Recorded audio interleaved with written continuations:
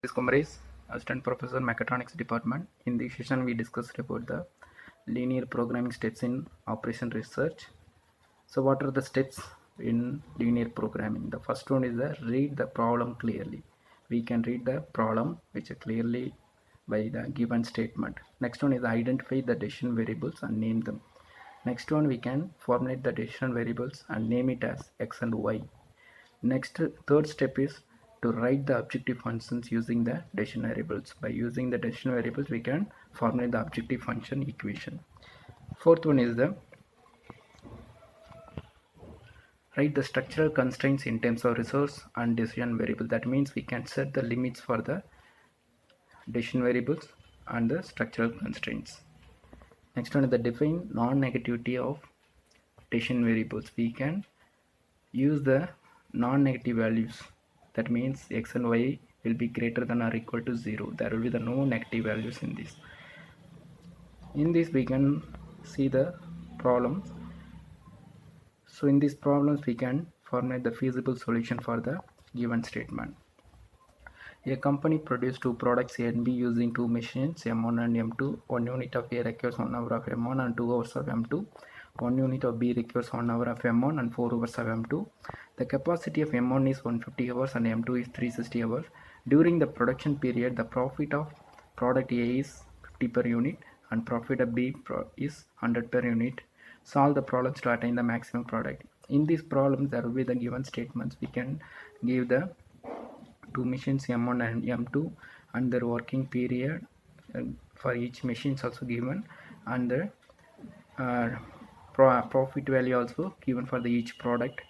So we based on that we can first we can name the decision variables x and y, and then for each machine there will be the certain period of working. For that their profit of product is 50 and 100 respectively. So maximum profit value is 7,500 and 9,000. So we can use this given statement. We can find the feasible solution to find the maximum profit for the machines. So first one is we can formulate the equation 50x plus 100y equal to 0. This is the maximum profit equations by using the above given statement. Next one we can form the constraint equations that we will be using the machine hours. 1x plus 1y less than or equal to 150 and 2x plus 4y less than or equal to 360. So we already know about the decision variables will not given the non-negative value, so x and y greater than or equal to 0. For a graphical method we can eliminate the inequality sign, so we can rewrite the above equation as x plus y equal to 150 and 2x plus 4y equal to 360. Based on these two equations we can find out the coordinate points.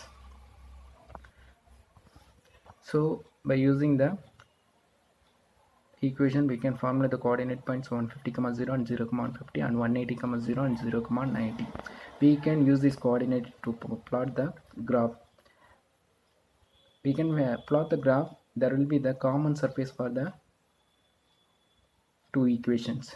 The common surface is called the feasible solutions because it will be starting from the origin point. So the feasible solution is available on the surface. So we can solve the 1 and 2 equations to get the coordinates 0, 90 and 150, 0. There will be the production value we can obtain is z equal to 9,000 and z equal to 7,000. So in these systems we can get the multiple optimal solution because we get 3 types of profit value. So the maximum profit value for this problem is z equal to 9,000. Thanks for watching this presentation.